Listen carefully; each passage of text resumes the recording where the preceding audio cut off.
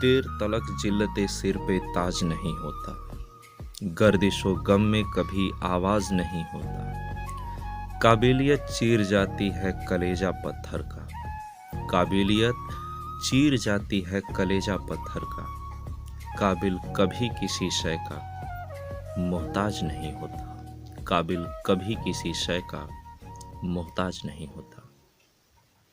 CDP nation के महारथियों, आप सभी को नव वर्ष की हार्दिक शुभकामनाएं। हम ईश्वर से यही कामना और इच्छा करते हैं कि बहुत जल्द आपको आपकी मंजिल हासिल हो। आपकी मंजिल में हमारा ये छोटा सा प्रयास लगातार जारी रहेगा। तो आइए आपके मंजिल की तरफ आगे बढ़ते हैं। उससे पहले आपको याद दिला दें, निश्चित रूप से आप इसी राह पे होंगे, लेकिन एक प्रण जरूर कीजिएगा, अब की बार नौकरी लेकर ही वापस लौटेंगे। जिस राह पर आप चले हैं उस पर नौकरी है, बस घबराइएगा नहीं। सुबह होने से पहले अंधेरा थोड़ा घना हो जाता है, तो घने अंधेरे का मतलब ही होता है बहुत ही जल्द सुबह होने वाली है। परेशान न होइए। अगर आपकी कठिनाइयाँ चरम छू रही हैं तो इस बात का संकेत भी दे रही हैं कि अगला कदम भोर का होने वाला है या सुबह का होने वाला है। साहस न छोड़ें, निरंतर कार्यरत रहें। अब की बार नौकरी मिलनी ही मिलनी है। थोड़ा सा समय तो लगेगा ही। कोयले को बनने में हीरे के बनने से कम समय लगता है। बहुत जल्दी चाहिए तो कोयला मिलेगा। थोड़ा सा धैर्य रखिए। हीरे की तलाश है तो थोड़ा सा धैर्य रखना पड़ेगा। चलिए आइए चलते हैं अपनी मंजिल की तरफ और पढ़ते हैं आज लॉरेंस कोहलबर्ग की theory. Welcome in CDP nation. आज हम लॉरेंस कोहलबर्ग के नैतिक विकास के सिद्धांत को पढ़ेंगे। लॉरेंस कोहलबर्ग अमेरिकन मनोवैज्ञानिक थे जिन्होंने 1963 ईस्वी में, जी हाँ, जिन्होंने 1963 ईस्वी में 72 अमेरिकी बच्चों पर प्रयोग किया था। बच्चों की संख्या कितनी थी? 72। बच्चे कौन से थे?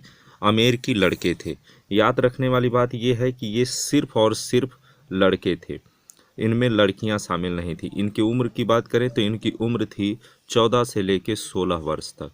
तो लॉरेंस कोहलबर्ग ने अपना सिद्धांत 1963 ईस्वी में 72 अमेरिकी लड़कों पर प्रयोग करके दिया था, और जिन लड़कों की उम्र थी 14 से लेकर 16 वर्ष तक।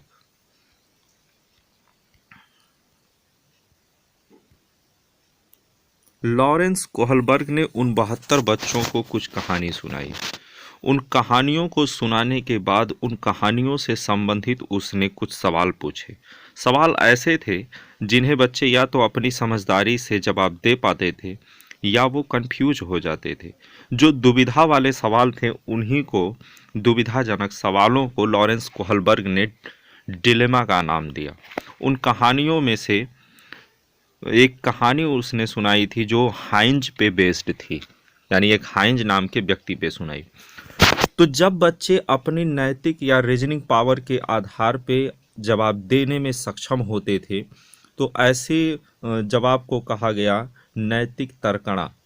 ऐसे जवाब को कहा गया नैतिक तर्कणा।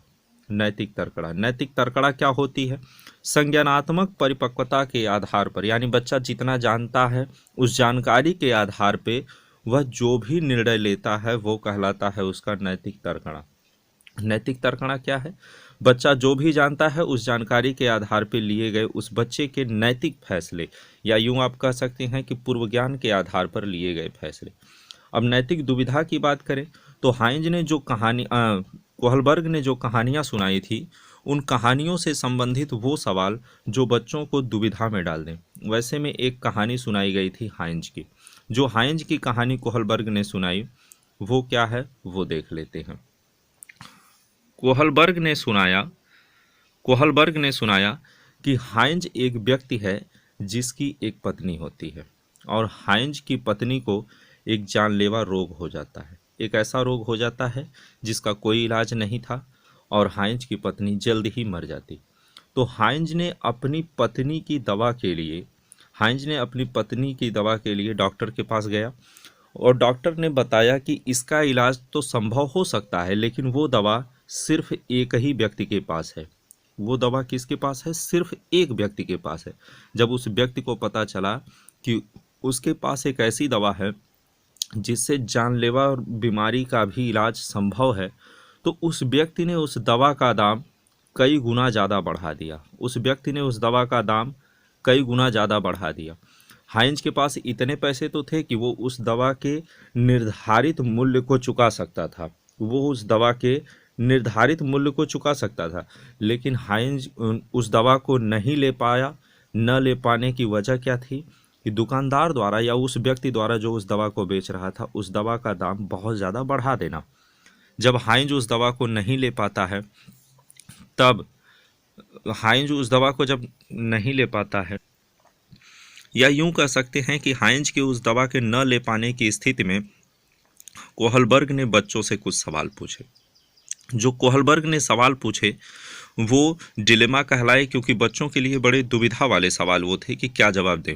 जैसे उसके कुछ जवाब थे कि चोरी नहीं करना चाहिए, यानी कुछ बच्चों ने कहा कि हाइंज को चोरी नहीं करना चाहिए क्योंकि चोरी करना एक अपराध है, चोरी करना एक गलत बात है, चोरी करने को समाज सही नहीं मानता है। दूसरे कुछ बच्चों ने जवाब दिया कि चोरी करके अपराध स्वीकार कर लेना चाहिए। अगर आप चोरी कर भी रहे हैं तो अपराध को स्वीकार कर लेना चाहिए कि हाँ, हमसे ये गलती हुई है कि हमने चोरी की है। कुछ बच्चों ने जवाब दिया कि नहीं, अधिकारियों से शिकायत कर देनी चाहिए कि जो दवा 500 रुपये की आ रही थी उसे यह व्यक्ति 2000 रुपये में बेच रहा है या बहुत महंगा करके बेच रहा है, इसलिए उसके ऊपर अधिकारी या सीनियर से शिकायत कर देनी चाहिए। कुछ बच्चों ने कहा कि नहीं, चोरी करके, यानी चोरी तो कर लेनी चाहिए क्योंकि पत्नी का मामला है या परिवार के सदस्य का मामला है, तो चोरी कर लेना चाहिए, लेकिन अपना अपराध नहीं स्वीकारना चाहिए। अपराध नहीं स्वीकारना चाहिए। क्यों नहीं स्वीकारना चाहिए? क्योंकि चोरी करने के लिए कहीं ना कहीं वो दुकानदार भी जिम्मेदार है जिसने उसकी कीमत मनमाने ढंग से बढ़ा रखी है। और कुछ बच्चों ने कहा कि नहीं, चोरी भी नहीं करनी चाहिए, अपराध भी नहीं स्वीकारना चाहिए, किसी का दोष नहीं देना चाहिए, बल्कि हाइंज को अपनी पत्नी को मरने देना चाहिए क्योंकि वह ऐसा करने में असमर्थ है, यानी उसका इलाज करने में असमर्थ है। जब वो उसका इलाज ही नहीं कर पा रहा है, उतना सक्षम ही नहीं है, तो क्या कर सकता है? हाइंज को अपनी पत्नी को मरने देना चाहिए। इनमें से कोई ऐसा जवाब नहीं है कि जिसको आप कह सके कि हाँ, एक ही जवाब सही है, ये सही है या ये सही है या ये, ऐसा कुछ नहीं है। सारे के सारे जवाब सही हैं, सारे के सारे जवाब गलत हैं। बच्चों को जो भी समझ में आया उसके आधार पे उन लोगों ने अपने जवाब दिए। उसके बाद हाइंज ने बच्चों से मिले हुए जवाबों के आधार पर उनकी अवस्थाओं या स्तर का विभाजन किया। तो जो भी कोहलबर्ग ने विभाजन किया है बच्चों के हाइंज स्टोरी से निकाल करके, उन्हीं को नैतिक विकास का स्तर कहा गया। तो नैतिक विकास के स्तर की अगर बात कही जाए तो कोहलबर्ग ने नैतिक विकास के 3 स्तर बताए हैं। पहला है पूर्व परंपरागत या पूर्व प्रथागत, दूसरा है परंपरागत या प्रथागत, तीसरा है उत्तर परंपरागत या उत्तर प्रथागत। ये 3 स्तर बताए गए हैं। इन तीनों स्तर में 2-2 अवस्थाएं बताई गई हैं। पहली अवस्था का नाम है आज्ञा एवं दंड की अवस्था, दूसरी अवस्था है अहम केंद्रित अवस्था, तीसरी अवस्था है प्रशंसा की अवस्था, चौथी है सामाजिक अनुरूपता की अवस्था, पांचवी है सामाजिक व संवैधानिक अधिकारों की जागरूकता की अवस्था, और छठवीं और सबसे इम्पॉर्टेंट है सार्वभौमिकता की अवस्था। चलिए एक एक करके देख लेते हैं। पूर्व परंपरागत अवस्था की अगर बात कही जाए तो पूर्व परंपरागत की अवस्था है लगभग 4 वर्ष से 10 वर्ष की। इसमें बालक की पूर्व परंपरागत स्तर है, सॉरी ये स्तर है, अवस्था नहीं। और इसमें 2 अवस्थाएं आती हैं। पहली अवस्था है दंड या आज्ञाकारी, यानी शुरू के बालक की अगर बात कही जाए तो शुरू का बालक उसी कार्य को करना सही समझता है जिसके लिए या तो उसके बड़ों ने आज्ञा दी है या तो जिसके लिए उसे दंड दिया जाता है। जिस कार्य के लिए उसे दंड मिलता है वह उस कार्य को गलत समझता है और उसे नहीं करता है, और जिस कार्य के लिए बड़ों का आदेश मिलता है या बड़ों का बढ़ावा मिलता है उस कार्य को करता है। यानी इस अवस्था को हम ये चीज़ कह सकते हैं कि पहली अवस्था में बालक लगभग नैतिक शून्य होता है। एक सवाल पूछा भी गया है, नैतिक शून्य की अवस्था या वो कौन सी अवस्था है जिसमें नैतिक ना के बराबर होती है? तो नैतिक क्षमता ना के बराबर होती है पहली अवस्था में। या तो आप कहिए पहली अवस्था, या घुमा के सवाल पूछे तो कहा जा सकता है पूर्व परंपरागत या पूर्व प्रथागत स्तर। दूसरी अवस्था की बात करें तो दूसरी अवस्था है अहम केंद्रित। अहम केंद्रित का मतलब बच्चा इस अवस्था में जो कुछ भी करता है वो अपने फ़ायदे से रिलेट करता है, यानी इसको एक्सचेंज ऑफ एज भी कहा जाता है। आप इस अवस्था में बच्चे से कोई भी वर्क कहेंगे तो वो सीधे सीधे इस बात पे बात करेगा कि उसका इसमें क्या फ़ायदा है। अगर आपने उसकी कलम मांगे कि बाबू हमको अपना कलम दे दीजिए, हमको आपकी कलम चाहिए, तो वो सीधे इस बात पे बात करेगा कि बदले में मुझको क्या मिलेगा। वो सीधे अपने बदले की बात करता है, एक्सचेंज की बात करता है, या अपने फ़ायदे की बात करता है। अगले स्तर की बात करें तो सेकंड स्तर आता है परंपरागत या प्रथागत। ये अवस्था ये स्तर 10 से 13 वर्ष तक की होती। इसमें भी दो अवस्थाएं आती हैं। पहली अवस्था का नाम है प्रशंसा। प्रशंसा अवस्था सबसे ज़्यादा पॉपुलर है इस नाम से, गुड बॉय नाइस गर्ल के नाम से, यानी अच्छा लड़का अच्छी लड़की के नाम से। इसमें क्या होता है, इसमें बालक या व्यक्ति या बालिका जो भी है वो अपने बड़ों से प्रशंसा पाने के इच्छुक होते हैं, यानी उनकी पूरी की पूरी कोशिश यही होती है कि लोग ये चीज़ माने कि वो सबसे अच्छे हैं या सबसे बढ़िया काम करते हैं। तो इसमें बालक जो भी कार्य करता है वो सिर्फ बड़ों की या दूसरों की प्रशंसा पाने के लिए करता है। थोड़ी सी उम्र उसकी और बढ़ती है, 11-13 साल के आसपास की जब उसकी उम्र होती है तो उस उम्र में वो सामाजिक अनुरूपता का पालन करता है। सामाजिक अनुरूपता के पालन की अगर बात कही जाए तो सामाजिक अनुरूपता का पालन क्या है, यानी समाज के नियमों को वो धारण करता है। जो भी समाज ने सही मान रखे हैं उसको वो सही मानता है, जो समाज ने गलत मान रखा है उसको गलत मानता है। यानी सामाजिक नियमों का पालन करने वाली अवस्था कौन सी है, तो चौथी अवस्था है। ये पहली अवस्था है, ये दूसरी है, ये तीसरी अवस्था है और ये चौथी अवस्था है। तो चौथी अवस्था कौन सी है, सामाजिक नियमों के पालन की अवस्था है। आगे चलते हैं, पांचवी अवस्था कौन सी है, तो स्तर की बात करें तो तीसरा स्तर आता है उत्तर परंपरागत या उत्तर प्रथागत। ये कब से है, तो ये है 13 वर्ष से अधिक। 13 वर्ष के अधिक का बालक उत्तर परंपरागत या उत्तर प्रथागत की अवस्था में होता है। इसमें दो अवस्थाएं आती हैं, एक होती है सामाजिक व संवैधानिक अधिकारों की जागरूकता की अवस्था।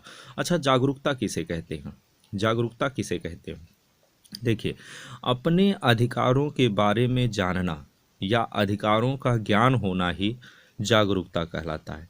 अगर आप अपने अधिकारों के बारे में जानते हैं तो वो आपकी जागरूकता कहलाएगी।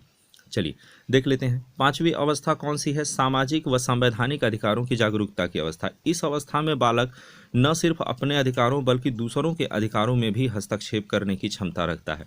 यानी अब बालक को अपने अधिकारों के बारे में पता होता है कि उसे क्या करना चाहिए, क्या नहीं करना चाहिए, क्या उसके सक्षम में है, क्या वो असक्षम है। ठीक, छठवीं अवस्था की अगर बात कही जाए तो छठवीं अवस्था हमने बताया कि छठवीं अवस्था सबसे इम्पॉर्टेंट अवस्था है।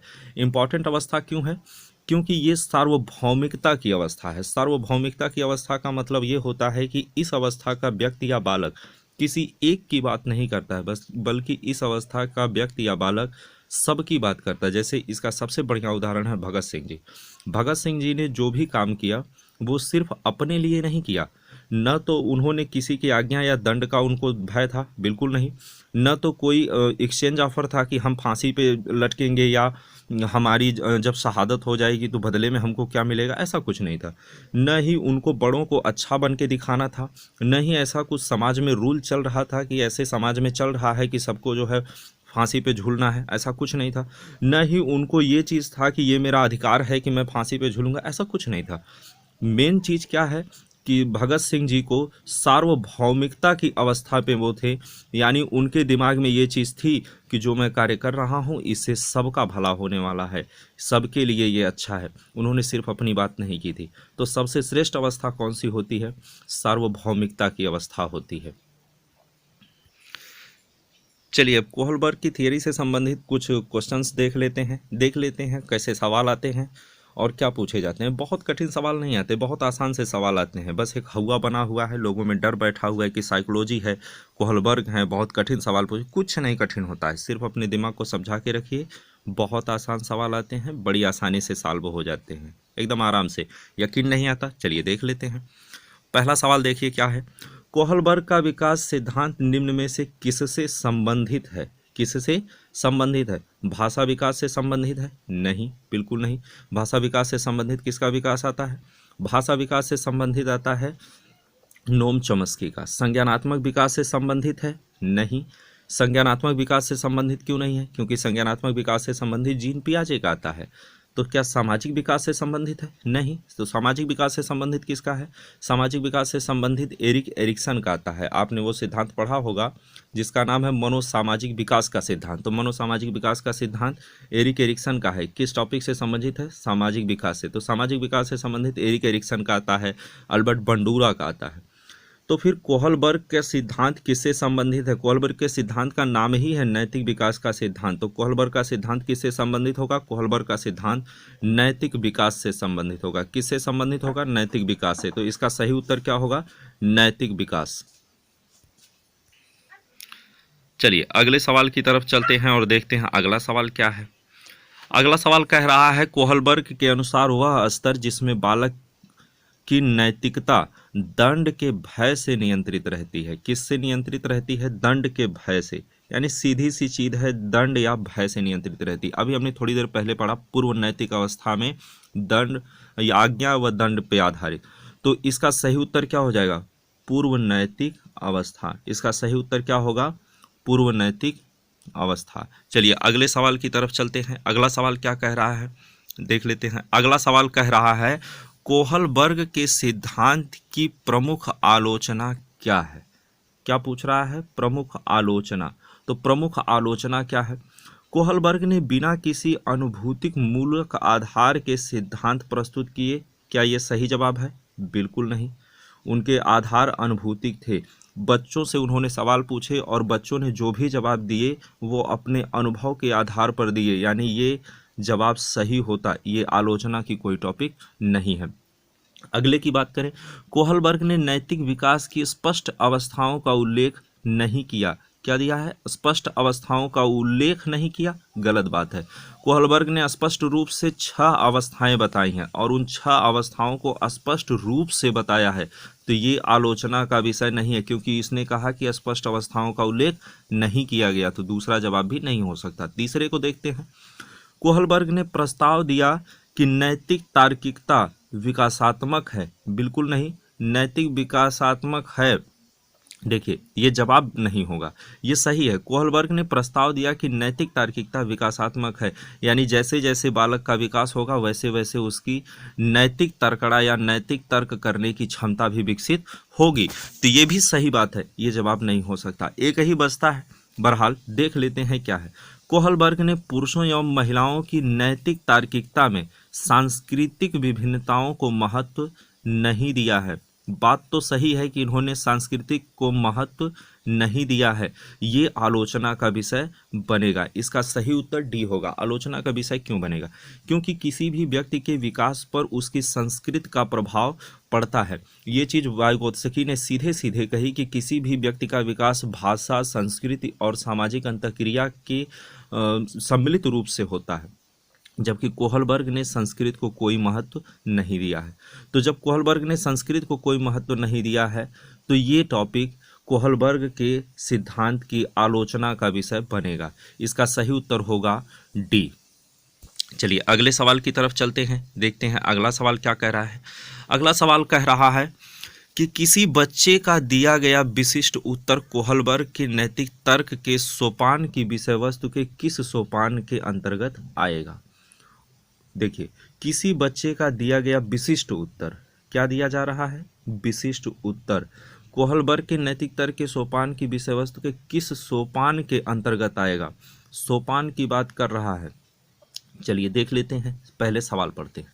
यदि आप ईमानदार हैं तो आपके माता पिता आप पर गर्व करेंगे। ध्यान रहे, क्या करेंगे? गर्व करेंगे। इसलिए आपको ईमानदार रहना चाहिए। सही गलत से कोई मतलब नहीं है, सिर्फ गर्व करेंगे इसलिए आपको ईमानदार होना चाहिए। यानी कौन? माता पिता। एक अवस्था हमने पढ़ी थी जिसमें ये बात कही गई थी कि अगर आप अच्छा काम करते हैं या कुछ भी करते हैं तो आपके बड़े आपकी तारीफ करेंगे, आपके माता पिता आपकी तारीफ करेंगे, आपका समाज आपकी तारीफ करेगा। यानी घुमा फिरा के तारीफ सुनने की एक इच्छा थी। यानी प्रशंसा की अवस्था। प्रशंसा की अवस्था को एक और नाम से जाना जाता है, प्रशंसा की ही अवस्था को कहा जाता है अच्छा लड़की और अच्छा लड़का की अवस्था।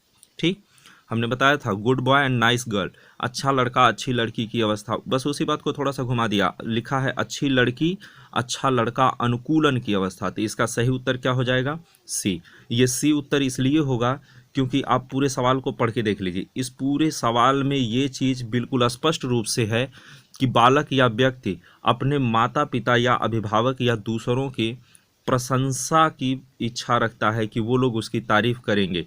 तो इसका सही उत्तर क्या हो जाएगा? इसका सही उत्तर हो जाएगा ऑप्शन सी। इसका सही उत्तर होगा ऑप्शन सी।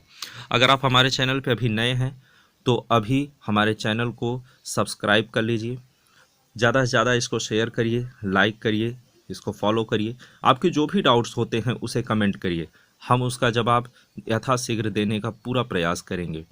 और सब्सक्राइब करने के बाद घंटी के बेल को ज़रूर दबा लीजिए ताकि जब भी हम कोई भी वीडियो अपलोड करते हैं या कोई भी वीडियो अपलोड की जाती है आपको तुरंत नोटिफिकेशन मिले और आपके भविष्य को सुनहरा बनाने का अवसर आप बिल्कुल ना गंवाएं। चलिए अगली टॉपिक की तरफ चलते हैं। अगला प्रश्न क्या कह रहा है, अगले प्रश्न से मिल लेते हैं। अगला प्रश्न कह रहा है कोहलबर्ग के अनुसार सही और गलत प्रश्न के बारे में निर्णय लेने में शामिल चिंतन प्रक्रिया को क्या कहा जाता है? देखिए क्या कहा जाता है, पहले इनसे मिल लेते हैं। इन्होंने कहा कोहलबर्ग के अनुसार सही और गलत प्रश्नों के बारे में निर्णय लेने में शामिल चिंतन प्रक्रिया को क्या कहा जाता है? ठीक, सही और गलत का निर्णय लेने में चिंतन प्रक्रिया को क्या कहा जाता है? अगर बच्चा कंफ्यूज होता या जवाब नहीं दे पाता तो निश्चित रूप से उसका सही जवाब होता नैतिक दुविधा, लेकिन ये ऐसा कुछ कहा नहीं है। जब अपने पूर्व ज्ञान के आधार पर या अपनी मानसिक क्षमता के आधार पर व्यक्ति कोई निर्णय लेता है तो उसे क्या कहा जाता है? उसे कहा जाता है नैतिक तर्कणा, उसे कहा जाता है नैतिक तर्कणा। तो इसका सही जवाब क्या होगा? नैतिक तर्कणा, यानी ऑप्शन सी। इसका सही जवाब होगा ऑप्शन सी। अगले प्रश्न की तरफ चलें। अगला प्रश्न क्या कह रहा है वो देख लेते हैं। अगला प्रश्न कह रहा है कि कोहलबर्ग के अनुसार बच्चे कैसे सीखते हैं? देखिए जवाब बिल्कुल आसान है। क्या संज्ञानात्मक विकास के चरण पर सीखते हैं? बिल्कुल नहीं। शारीरिक विकास के चरण पर सीखते हैं? बिल्कुल नहीं। संवेगात्मक विकास के चरण पर सीखते हैं? नहीं। तो सही जवाब क्या है? नैतिक विकास के चरण पर सीखते हैं। अगर आपको सिर्फ इनके सिद्धांत का नाम याद रह गया तब भी ये सब सवाल आसानी से हो जाने हैं। इसीलिए हम आपसे कह रहे थे कि सबसे आसान होते हैं ऐसे सवाल, बस एक हवा बना हुआ है कि ये सवाल बहुत कठिन होते हैं, बहुत आसान होते हैं। देखिए ना, कोहलबर्ग के सिद्धांत का नाम नैतिक विकास का सिद्धांत, तो बड़ी आसानी से आप यहाँ से भी जवाब दे सकते हैं कि कोहलबर्ग के अनुसार बच्चे कैसे सीखते हैं? नैतिक विकास के चरण में सीखते हैं। कैसे सीखते हैं? नैतिक विकास के चरण में सीखते हैं। चलिए अगले प्रश्न की तरफ चलते हैं, देख लेते हैं अगला प्रश्न क्या कह रहा है। अगला प्रश्न कह रहा है रोहित ने अजय की डेस्क से ली हुई पेंसिल, रोहित ने अजय की डेस्क से ली हुई पेंसिल यानी एक पेंसिल को अजय ने उठाया, वापस रख दी क्योंकि उसे पकड़े जाने पर सजा मिलने का डर था। किसका डर था? सजा मिलने का डर। अब आपको याद है किस अवस्था में है? पहली अवस्था है जब बालक किसी के आज्ञा के अनुसार या डर के अनुसार या दंड के अनुसार कार्य करता है। तो यह कोहलबर्ग के किस स्तर को बताता है? अब इसने अवस्था नहीं पूछा, इसने स्तर पूछ लिया। तो पहली अवस्था और दूसरी अवस्था किस स्तर में आएगी? पहले स्तर में आएगी। और पहले स्तर का नाम क्या है? पूर्व परंपरागत स्तर। पूर्व परंपरागत स्तर। तो इसका सही उत्तर क्या हो जाएगा? पूर्व परंपरागत स्तर। चलिए अगले सवाल की तरफ चलते हैं, देखते हैं अगला सवाल क्या कह रहा है। अगला सवाल है लॉरेंस कोहलबर्ग के सिद्धांत में कौन सा स्तर नैतिक अनुपस्थिति को सही अर्थ में सूचित करता है? देखिए ये सवाल अभी थोड़ी देर पहले हमने आपसे डिस्कस किया था, फिर से देख लीजिए। लॉरेंस कोहलबर्ग के सिद्धांत में कौन सा स्तर नैतिकता की अनुपस्थिति, ठीक, नैतिकता की अनुपस्थिति, चाहे अनुपस्थिति कह लीजिए या शून्य कह लीजिए, चाहे अनुपस्थिति कह लीजिए या शून्य कह लीजिए, यानी ऐसी कौन सी अवस्था है जिसमें बालक अपनी नैतिकता या अपनी बौद्धिक क्षमता का प्रयोग नहीं करता है? तो देखिए पहले स्तर की जो पहली अवस्था है उसमें बालक अपने नैतिकता का इस्तेमाल नहीं करता है, बल्कि जिसके लिए उसे दंड मिलता है उसे वो गलत समझता है, जिसके लिए उसे प्रोत्साहन मिलता है या बढ़ावा मिलता है उसी को वो सही समझता है, चाहे वो गलत हो या सही हो। यानी बड़ों पर आश्रित होता है या अपने से सीनियर पे आश्रित होता है। तो ये स्तर कौन सा होगा?